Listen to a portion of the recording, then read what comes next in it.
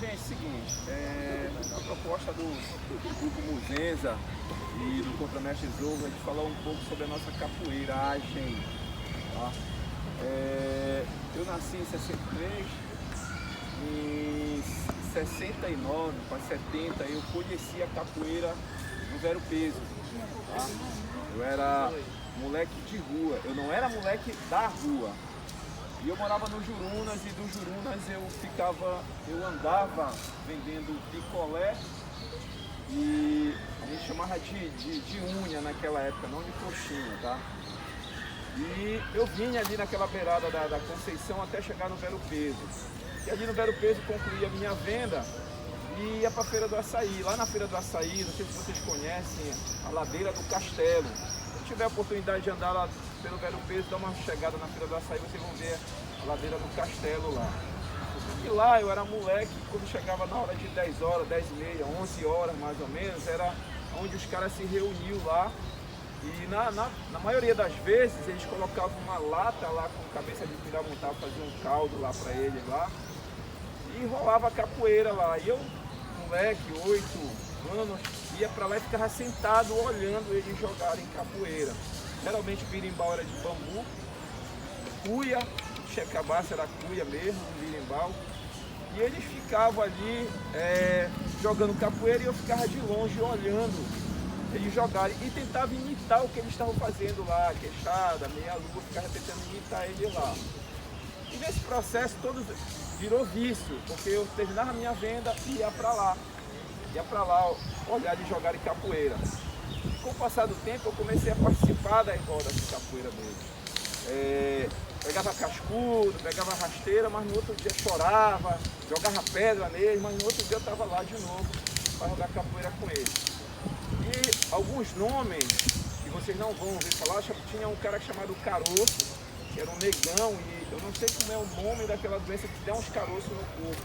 Então ele era carregador, na verdade ninguém era vagabundo, todos eles carregadores, eles tinham verdura ali no Vero Peso, e se reuniu para jogar capoeira lá e tomar cachaça.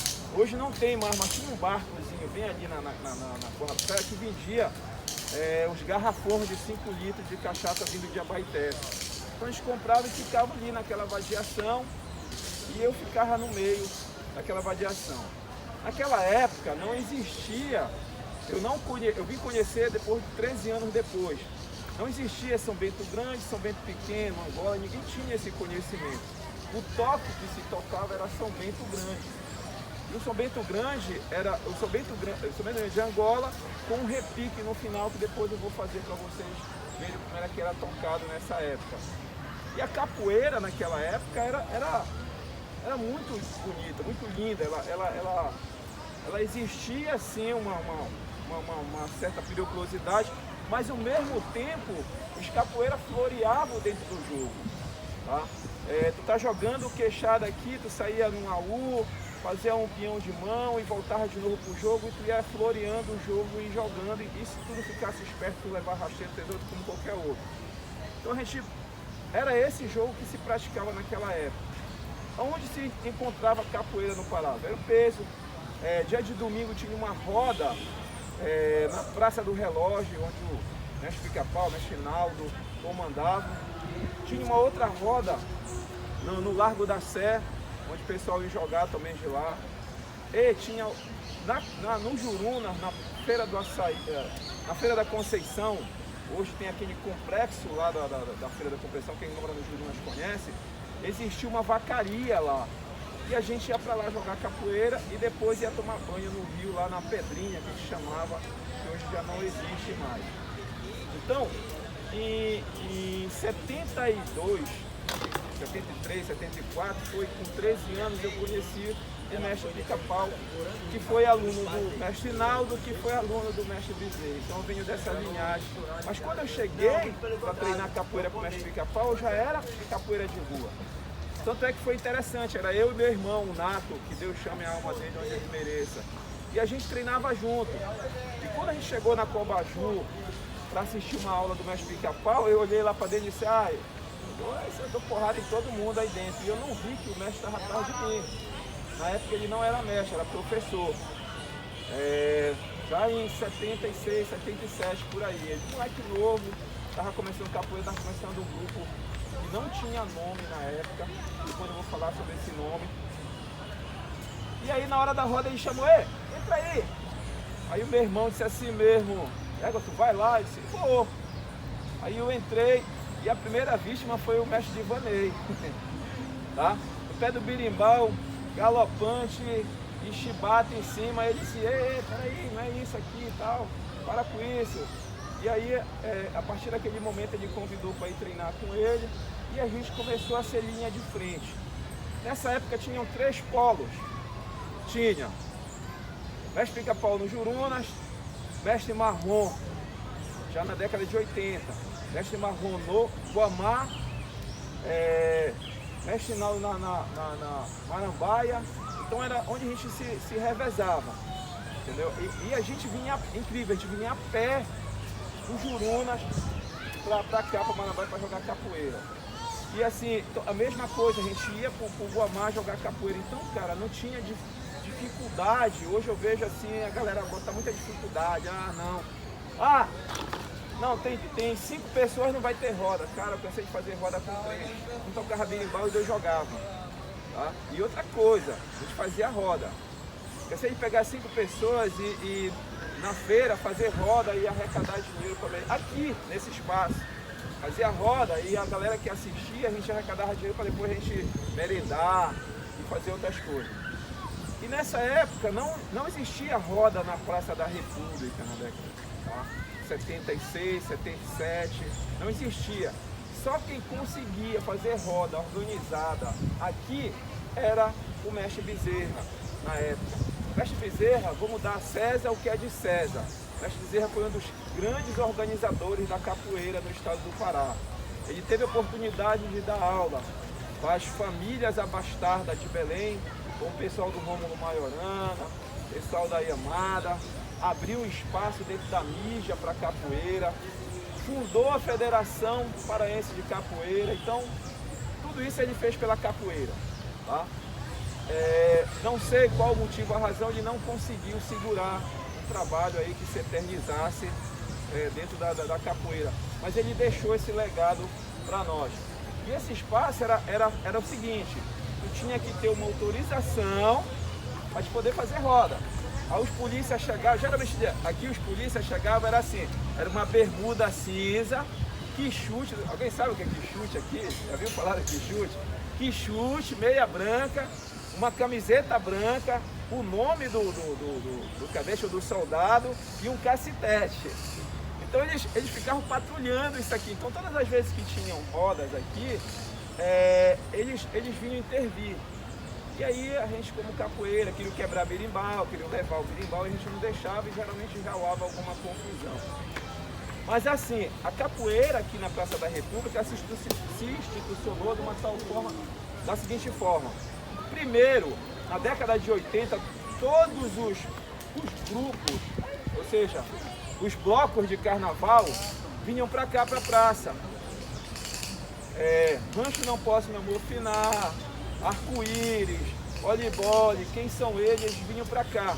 E a gente, como capoeira, vinha junto.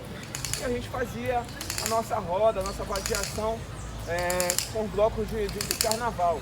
E claro que existia uma rixa entre os grupos do Jurunas, o pessoal da Marambaia, o pessoal do Guamá, e a gente trocava realmente fazia uma troca assim de capoeira bem legal. E a polícia intervia. E por conta disso, a gente começou a ser visto como marginais dentro da roda de capoeira. E a nossa roda era diferenciada. Era uma roda de vadiagem. Tinha os caras que estavam uniformizados, na época calça de açúcar, tá? Tucandeira, não era em cima do pé, era bem baixo.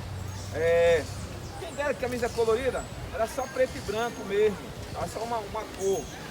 E a gente ficava de lado aqui, tem algumas figuras que vocês ainda vão conhecer ou ouviram falar, como Peba, Brinco Dourado, Feio, que na semana passada a gente encontrou ele por aqui. Eram os caras que capoeirão na época.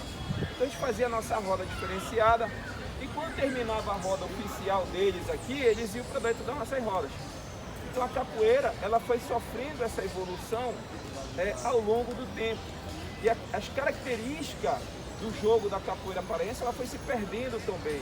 Hoje eu vejo a capoeira muito seca, seca mesmo, não tem mais floreio, não tem mais balanço, não tem mais...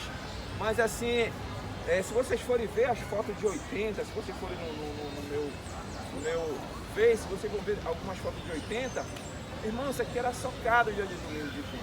Muita gente para assistir. Por quê? Porque a gente, além de a gente jogar capoeira, a gente se divertia. A gente brincava, a gente não tinha aquela intenção de estar machucando o colega. Claro que dentro dos fundamentos da capoeira, uma rasteira aqui, uma tesoura ali, entendeu? Uma meia-lua que tu não esquivou. Então isso acontecia. Mas era muito bonito se ver o jogo da capoeira na década de 80 até na década de 90, quando os megas grupos começaram a chegar. Quando os megas grupos começaram a chegar e quando a gente começou a ter contato com o sul e o sudeste, a gente começou a mudar. Então houve uma transição nesse processo. Qual foi a transição? Os megas grupos chegaram, como eles utilizaram? Iam nos grupos que estavam e tentavam não, humilhavam os professores e mestres da época com uma técnica que a gente não conhecia, que era do agarrão, da cravada, tá? E aí, nesse processo, muitos mestres pararam de capoeira. E vocês, como novinho, porra, quero aprender isso daí. E começaram a migrar para dentro dos megas grupos. E aí houve uma esvaziação nesse processo. Alguns mestres se adaptaram a esse processo, outros pararam de capoeira, pararam mesmo. E assim, a essência da capoeira paraense, ela foi se perdendo ao longo do tempo. Hoje, se vocês forem ver, qualquer roda de capoeira, 7 de setembro está chegando aí, se vocês forem ver 7 de setembro, anotem isso. E se vocês andarem todas as rodas, vocês vão ver o mesmo jogo, vocês vão ver o mesmo toque. Vocês não vão ver um diferencial como existia antigamente. Falando sobre Praça da República, 7 de setembro, quando começou a primeira roda 7 de setembro aqui na década de 80, 85, 86, era assim, era um protesto contra as forças militares, tá? Era um tipo de protesto. E a gente teve alguns problemas sim com a polícia aqui, de cavalaria, o cara da cavalaria entrar no meio da roda para parar a roda, e a gente correr na frente da cavalaria, correr na frente da polícia. Eu vejo muitos capoeiras que dizem assim mesmo, mas eu não vivi isso. Não vivia na praça, velho.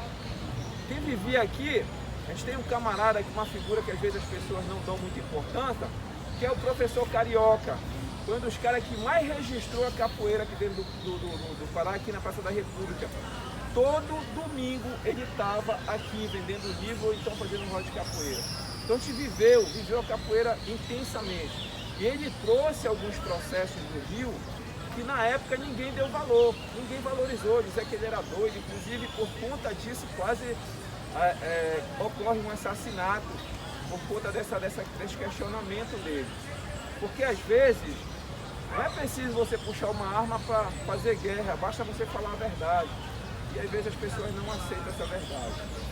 Então assim, o que eu estou tentando trazer para vocês é que da década de 75 até 80, a gente jogava uma capoeira floreada, bonita, solta, o pessoal até chamava a gente de jogo de compadre, mas não era um jogo de compadre, era um jogo de pernada, onde depois pesquisando, eu fui ver que esse jogo era muito frequente no Rio de Janeiro, chamado pernada carioca, tá? A pernada carioca era isso, era pernada, mas ao mesmo tempo balanço, molejo e floreio dentro do movimento, que o cara metia, saía numa U pra cá. O feio conseguia fazer alguma coisa que até hoje eu não consigo ver ninguém fazer. O cara metia uma meia-lua, ele fazia um palhaço por cima da meia-lua do cara, entendeu? Ou ele saía por cima da meia-lua, por cima da armada. Não sei, eu acho que o Zorro ainda é do tempo do flip ainda, né? Corria, jogava o flip, vestia o benço, tu saía do benço, jogava de novo. Então era espetáculo, era jogo muito bom. E hoje a gente vê a capoeira engessada, a gente vê a capoeira sem esse dendê, sem esse tempero. Então a gente precisa rever os nossos conceitos de capoeira. Graduado Tico da Muzenza. Naquele tempo, quando eu comecei em 98 também, que eu ainda peguei uma parte que o senhor fala sobre essa capoeira mais solta e que foi, entre aspas, estilizada. O que o senhor vê hoje desse movimento de São Paulo, trazendo essa capoeira mais solta? E parece que ela está se sobrepondo sobre essa capoeira estilizada, desses grupos grandes. Na verdade é assim, tudo que não tem raiz morre. Então a capoeira estilizada ela não tinha raiz. Então o que acontece? Chega uma hora que não tem para onde você ir, você correr. Então hoje o mestre Bob não joga mais capoeira por conta do estilizado. Sabiam disso? Devido a ele trabalhar muito a questão da cadeira, a ponta do fêmur dele desgastou a cartilagem todinha, que ele teve que fazer uma cirurgia, colocar uma prótese e hoje não joga mais. Então, inclusive eu tive palestrando sobre isso, porque assim, quando você joga a benguela do camisa, você faz movimentos muito de um atleta de ponta, de um atleta que treina 8 horas por dia. Imagina você treina 2 horas 3 vezes na semana. Então você não vai conseguir, você vai conseguir fazer? Vai, mas você vai ter as consequências que são lesões no joelho, lesões na coluna. Então, quando não existe verdade, quando não existe raiz, a tendência é morrer. Então foi o que aconteceu. Hoje não é só a questão da capoeira paulista, a gente vê o Muzenza já fazendo essa movimentação. Então assim, eu tive um discurso eu me esqueci o nome do mestre que hoje assedia o mestre Pé no Ferro. Ele veio aqui falando sobre capoeira quântica. E ele quis desqualificar a capoeira de rua, capoeiragem. Eu disse, mestre, mas vem cá, as outras capoeiras vêm da onde, mestre?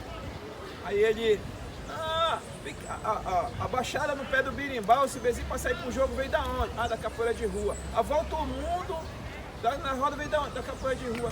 E como é que o senhor diz que a capoeira... porque ela não evoluiu. Como não evoluiu? Foi daí que saiu todos os outros estilos, saiu o Angola, saiu a regional, é da capoeira de rua.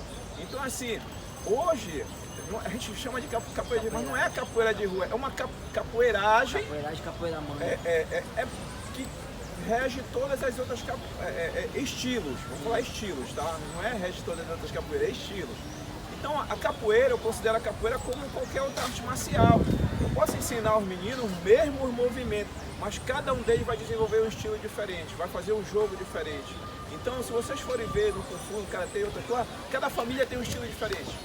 Então a capoeira é a mesma denominação. Só que a gente se empolgou muito e foi atrás do novo, e esqueceu o velho, esqueceu a raiz. E aí a gente viu que aquele novo não tinha. E aí hoje eu fico feliz por isso que todo mundo está retornando de novo para essa capoeira bonita, livre e solta. Mais alguma pergunta? Fique à vontade, galera. Durante essa adaptação com os cientistas, né, que era, na sua escola, o senhor treinava, foi difícil essa adaptação, no caso de movimentações, de carroça, de treino? Como foi na sua escola essa adaptação que o senhor teve que, digamos assim, se adaptar ao primeiro ponto que era, no caso, de fora para baixo? Não, na minha escola a gente manteve o tradicional, movimentação de São Bento de Angola, e também puxou, porque na verdade, adaptou algum tipo de jogo. Deixa eu falar uma coisa para você, a capoeira é um produto, e vocês, para sobreviver no mercado, vocês têm que vender um produto. Então vocês têm que vender um produto que alguém compre esse produto. Se você não vender esse produto corretamente, ninguém vai comprar esse produto. Então, na década de 90 até 2000, 2005, 2006, você tinha, foi o boom da capoeira estilizada. Então você tinha que se adaptar. Quando você sobrevive de capoeira, você tinha que se adaptar. Você tinha que vender um produto. Mas assim, a gente não esqueceu como o mestre Pato também, ele continuou na mesma linha. Ele fez uma adaptação, mas continuou na mesma linha dele. E hoje ele fortaleceu cada vez mais a questão da capoeira que ele praticava há 30 anos atrás. 30 anos atrás. Então, é isso que eu quero que vocês entendam. Japão e China, eles mantêm o antigo, eles mantêm o corre e vê o futuro. A capoeira foi diferente, a gente tentou ver o futuro e esqueceu a base. Qual é a base daquela? Todos de vocês começaram gingando e fazendo queixada amarela. Essa é a base. Então, São Bento, isso, a Angola, o próprio regional de Lima, elas são base. Então, se você esquece essa base e tenta buscar algo que você não tem conhecimento, não tem raiz, por exemplo, se você for falar de Angola, você vai ter um monte de preceitos, um monte de regras que rege ela. Se você for falar de regional, a mesma coisa, preceitos de regra. Mas e essa capoeira? O Camisa ele trouxe a benguela, né, que o cumbimba era banguela, então que era um momento de você descansar no jogo, de você movimentação. Mas assim, quais são os fundamentos? O que tem de novo? O que mudou? Como é que tem que se portar? Então são essas coisas que a gente tem que observar. Se a gente não tiver essa maturidade de observar isso, a gente vai se perdendo ao longo do tempo. E aí acontece isso de você retroceder de novo para o início, para a base. Então, quando você começa a fazer uma construção, você começa a dar o alicerce. Então, hoje eu fico feliz sim de ver museus fazendo essa movimentação de volta, trazendo de volta essa capoeira bonita, jogada, limpa, entendeu? Porque teve um momento que tu levantava a perna, o cara te levantava lá no segundo andar e te dava uma pedrada no chão, não queria nem saber. Uma capoeira limpa, cara, é muito legal. Rasteira, banda, tesoura, isso a gente... Olha, eu tava num evento ontem, sinceramente, eu não vi uma rasteira, não vi uma tesoura, não vi uma banda, não vi nada de capoeira. Uma movimentação e desce, rolê pra cá, rolê pra ali. E aí, o que tem de interessante nisso? Tá? Outra coisa que mudou o processo era que naquela época a gente não se preocupava com graduação. Né? A graduação veio, eu me esqueci o nome do mestre, mas ele padronizou e organizou a questão de graduação. Quando os grupos se estruturaram, Abadá, Muzenza e outros megas grupos, cada um criou as suas próprias graduações. E isso fez uma salada de fruta que hoje está difícil de desfazer. Está difícil de desfazer porque muitos deles não vão querer abrir mão do que eles criaram. Mas aquelas graduações que foram criadas, elas tinham uma coisa chamada fundamento. Mas o que é fundamento? Geralmente eu trato a questão de qualquer movimentação de fundamento. Fundamento da queixada. Qual é o fundamento da queixada? A posição do pé, a posição que você tem que posar, a posição da coluna. Então, isso são conhecimentos para te fazer aquele movimento. Isso são fundamentos todos os movimentos. A própria ginga, ela tem um fundamento. Você não ter uma harmonia, você vai ficar uma ginga esquisita. Então, essa palavra fundamento, ela às vezes coisa muito a cabeça das pessoas. Mas vamos botar para o modo mais normal. Cada coisa dentro da capoeira ou na vida, ela tem que ter um porquê. Por que tem que ser isso? Então vocês são os porquê. Vocês têm que... Não, mas por que tem que ser assim, mestre? Por que tem que ser desse jeito? Por que não pode ser dessa forma? Vocês têm que ter isso. Vocês não têm que fazer por fazer isso, não vale só na capoeira, vale para a vida de vocês também. Beleza? Mais alguma pergunta? Aqui, mestre, quero perguntar para o senhor. Pergunte. Eu quero que você fale um pouquinho a respeito de como era a musicalidade, né?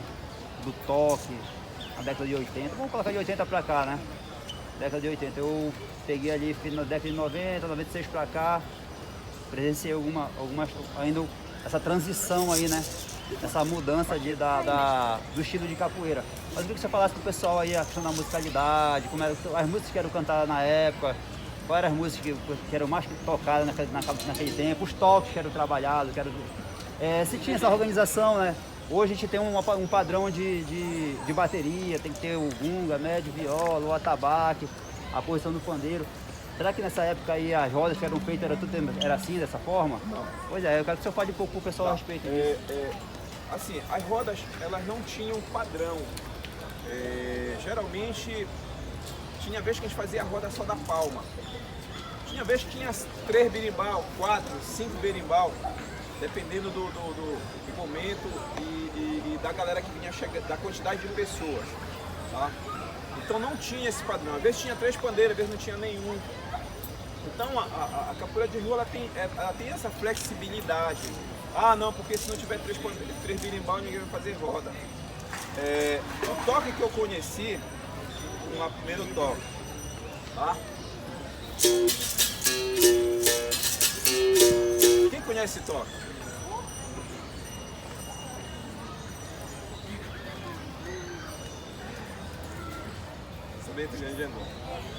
Olha só, galera, o toque que eu conheci antes desse toque era esse aqui.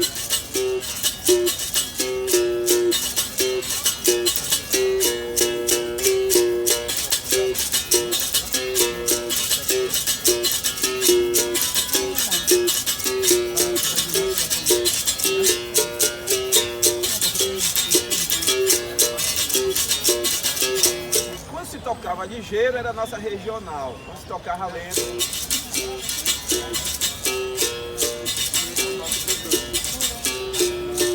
Quando eu cheguei na academia do mestre Pica-Pau, que eu fui tocar esse toque, ele disse assim, tá errado, não é assim. Aí ele me apresentou o instrumento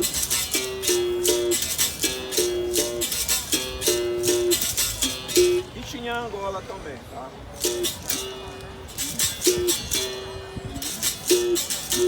Não tão refinada como hoje, mas tinha Angola.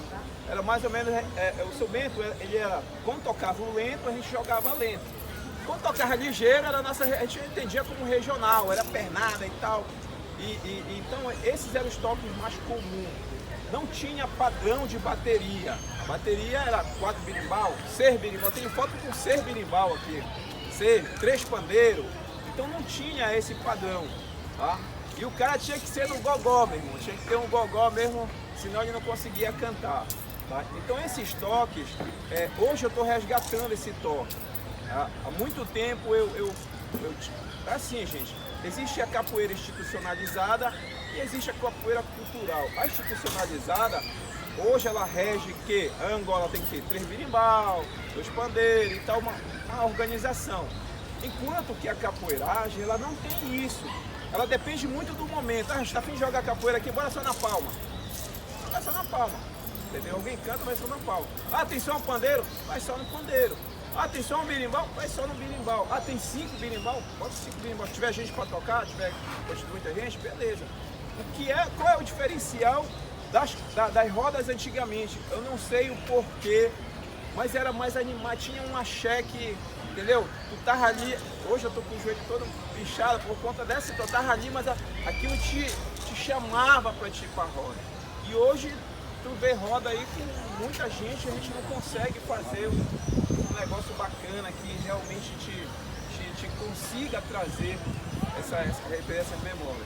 Então, importando, mais para complementar, muitos se falam em capoeiragem, né? Mas eu acredito que a maioria não sabe o que é a capoeiragem, qual é a origem da capoeiragem, em que momento que ela surgiu, né? Porque aí eu gostaria que você explicasse o pessoal o que tem a capoeiragem como a primitiva, né? A capoeira primitiva e tal. Explicasse o pessoal mais detalhadamente para o pessoal, para eles poderem entenderem, entendeu? O que é a capoeiragem. Se vocês forem ver no livro Batuque, do Bruno de Menezes, de 1868, já vai estar lá falando sobre capoeiragem. O estudioso aqui fez um livro, A Capoeira e o Boi Bumbá. Tem algumas denúncias no ano de 1869, quando nem existia governo, entendeu? Era a coisa da capitania. E lá nunca se complementa como capoeira, sempre capoeiragem. Nessa época, a capoeiragem era no Vero Peso, Largo da Sé, Cidade Velha. Então tem alguns números, eu tenho essa documentação, vou jogar, se vocês quiserem, eu posso passar para vocês, que capoeiragem. Antes da capoeiragem existia a vadiagem, ou seja, eram vadios que se reuniam para beber cachaça e brigar e fazer toda essa situação, né, nesse corre. Então, viviam nos pontos meretrizes, né, ou seja, de prostíbulos na época. E aí, com o passar do tempo, os próprios jornalistas foram começando a juntar a vadiagem com a capoeira. Porque geralmente o cara lá, ele achava que era capoeira, então ficou capoeiragem, tá? Era reuniões de vadio, reuniões de vagabundos, direto por assunto. Então, se vocês forem ver, desde essa época vem a questão dessa capoeira primitiva. Era um momento que, como eu falei para vocês quando eu ainda conheci, era que terminava o trabalho, os caras terminavam, porque assim, das 5 horas da manhã, das 4 horas da manhã até 6 da manhã, ali no Vero Peso, os caras continuam carregando peixe até carregar aqueles. Até hoje acontece a mesma coisa. E depois desse horário, eles iam lá para aquele espaço lá, tomar a cachaça deles, tomar o caldo deles de cabeça de piramutaba, e jogar capoeira. Tinha alguns capoeiros que jogavam capoeira. Hoje não tem mais, mas tinha esses capoeiras lá. Inclusive, na história a gente vê falar do pé de bola, do diabo louro, que eram pessoas que frequentavam o Vero Peso nessa época. Então a capoeiragem, se você for ver no dicionário, significa encontros de amigos, encontros de vadios dentro da capoeira. Então assim, se eu for chamar capoeira de rua, fica assim um termo muito... Capoeira de rua, porque a capoeira não é da rua. A capoeira, ela nasceu dentro das senzalas, vou voltar para a história. Ela tem duas vertentes, uma senzala e outra urbana. Rio de Janeiro, os cestos que os negros carregavam, os negros de ganho carregavam, chamava-se capoeira, tá? Galinhaço, que eles falam, que carregavam galinha para vender. E quando faziam a mesma coisa que a gente estava falando do Vero Peso, que terminava a venda, aí se reuniu. Eu acho que tem algumas figuras. Então isso, a capoeira, ela é passada oralmente. É isso que a gente está fazendo aqui. Hoje não, hoje vocês têm livros, tem portila, tem um monte de coisa, mas ela é passada oralmente. Então era um momento que ele se sentiu ali para poder vadiar. E no início não existia berimbau. Geralmente era isso que eu estava falando, na palma, aí aparecia um tamborzinho lá, às vezes o carioca trazia tamborzinho só do tamborzinho dele, entendeu? Às vezes não tinha, então era dessa forma que a capoeira foi desse processo, que é um processo. Hoje a capoeira está bem melhor, mas ela veio sofrendo transformações de organização, de padronização, veio o uniforme, veio a questão da bateria, veio a questão de movimentação. Antigamente eram poucos movimentos, se eu me lembro era 33 movimentos, hoje tem centenas, milhares de movimentos. Você pega uma questão, você transforma em 10, uma meia-lua você faz de várias formas. Então ela foi sofrendo um processo, tá? E até hoje ela vai continuar, ela não vai parar aqui. Vocês são esse novo processo. Vocês vão descobrir, vocês vão trazer novos sons. Beleza? Mais uma pergunta. Esse negócio do pessoal falar assim, o que era fundamento antigamente não é fundamento mais hoje, o que não é fundamento hoje vai virar fundamento daqui a 20 anos. O que o senhor acha dessas pessoas que falam isso na capoeira? Bom, primeiro são pessoas que não conhecem a capoeira. Eu acabei de citar aqui a queixada, a ginga, a meia-lua, ela deixou de ter os fundamentos dela de passar? Daqui a 100 anos ela vai ser meu. Porque assim, se tu não gingar, se tu não soltar esse movimento, não é pode ser tudo, menos capoeira. Então existe sim, você vai. É bacana que a capoeira você vai experimentando as coisas. Tá, deu certo, beleza, legal. Porque a capoeira, ela é metafórmica. Ou seja, ela não tem forma, você que dá essa forma para ela. Você trabalha a tua capoeira. Dentro da tua capoeira eu já vi capo jitsu, eu já vi capo boxe, e outras coisas por aí, capo terapia, o que mais?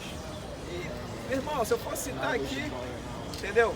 Então as pessoas vão adaptando. Vai dar certo? Pode até dar certo por algum tempo, mas depois começa a declinar. Por quê? Porque não tem raiz, não tem fundamento. Tá? Então essa é uma das questões que a gente tem que observar muito. Falando sobre a origem da capoeira, tá? Capoeira, ela se originou os estudiosos, tá, gente? Não sei o que eu estou falando. Eles dizem que a capoeira ela é um conjunto de várias vertentes, tanto do negro, do índio, do branco, do português, que o português inseriu, se vocês não estão sabendo, ele que inseriu a navalha na capoeira na época do Rio de Janeiro, das maltas, entendeu? E aí o que acontece? Esse conjunto de conhecimento se transformou nisso que vocês têm. O toque que vocês tocam é do Jexá, das casas de candomblé. Aqui em Belém, eu ainda consegui vou pular um pouco, quando eu cheguei com o Pica-Pau, em 79, a gente estava na Cobaju e a gente foi treinar capoeira dentro de um terreiro de candomblé. E aí, dentro do terreiro de candomblé, eu fui conhecer mais a fundo a questão capoeira. Porque a capoeira não é simplesmente um jogo, ela tem uma questão também espiritual. Existe uma coisa chamada transe capoeirístico. Não sei se vocês já ouviram falar. O transe capoeirístico é assim, quando existe uma harmonia dentro da roda, canto, palma, toque, você consegue se movimentar de uma tal forma que você não dá para explicar. Você tem que viver isso, sentir. É uma coisa assim mágica que você joga, às vezes você faz movimentação, você faz coisas que você nunca fez na sua vida naquele momento. Você consegue passar por esse transe capoeirista. Tá? Então, não é simplesmente, eu sempre falo que quando tem uma roda de capoeira é uma troca de energia. Você está trocando energia, você está passando energia. Essa energia pode ser boa, pode ser ruim. Eu sempre falo que a maioria dos capoeiras hoje levam para suas casas algumas energias negativas. E isso é prejudicial. Nós, seres humanos, cada um na sua religião, do seu jeito, inclusive eu tenho visto até, você tem essa capacidade de absorver essas energias, elas positivas ou negativas. Eu não vou entrar no campo de religião porque senão vai dar problema. Mas assim, tente observar isso. Tente observar. Tá? O cantador, o cara que está na bateria, ele está levando essa energia, está pulsando. E essa energia tem que voltar com o canto de vocês, com a palma de vocês. Porque se não voltar, vai chegar uma hora que a bateria vai, entendeu? Aí a roda vai minguando, ela fica assim, ó, entendeu? Oscilando, ela não consegue se manter. Então isso também é. Um jogador não consegue fazer um jogo bacana, não consegue desenvolver. Então quando vocês entrarem na roda de capoeira, não fiquem preocupados qual é o movimento que vocês vão fazer, como é que vocês vão gingar. Deixa o corpo de vocês movimentar. Deixa o ritmo levar vocês, e vocês vão ver que vai fluir de uma tal forma que vocês nem vão acreditar que vocês estão jogando dessa forma. Experimentem, eu estou falando para vocês experimentarem, tá, gente? E assim, lá no Salvino, no Pai Salvino, eu conheci outros conhecimentos da capoeira. Eu tive a oportunidade, se vocês acreditarem ou não, mas eu vivi isso, que no 13 de maio existia um ritual onde se trazia alguns pretos velhos, que eles vinham lá, se incorporavam lá da forma deles, e eles vinham tomar café e cachaça. E eu, como curioso, eu perguntava, vem cá, mas tinha capoeira lá? Eu era moleque, não tinha capoeira, como é que é? E tal. E eles falavam do sofrimento deles e também de capoeira. Inclusive as músicas, tinha uma música que a gente era cantado, hoje não canta mais, né? Mas assim, ó. Lá. Subindo a ladeira de Jacó, subindo a ladeira de Jacó, à procura de Oxalá, encontrei um preto velho agachado pra jogar. Aí tinha outra assim, nego, nego, nego, preto caçador, nego, nego, nego, nego caçador, na cabaça de Aruanda, foi que nego se encantou, na cabaça de Aruanda, foi que nego se encantou. várias dentro desse sentido.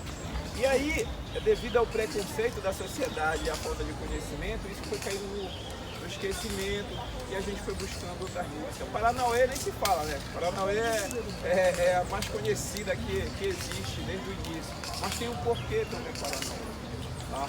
E a gente pegou, deixou essas vertentes de lado. Até hoje nós sofremos preconceito, tá? Eu aconselho que a gente respeite a religião um do outro, que a gente se respeite, tá? Mais alguma pergunta, galera? Mestre, o senhor falou hoje, o tema do evento é justamente Capoeira do Pará, a identidade da Capoeira do Pará. Aí eu queria saber do senhor, a sua opinião, qual é a nossa identidade, né? Qual é a nossa capoeira, né?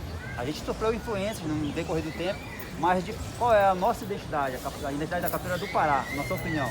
A identidade da Capoeira do Pará seria hoje aquela capoeira que eu venho falando, uma capoeira solta, floreada, dentro dos fundamentos, chada, armada, meia-lua. Essa seria a identidade hoje da Capoeira do Pará. A gente toca muito São Bento Branches de Angola, tá? Era o que a gente tocava na época.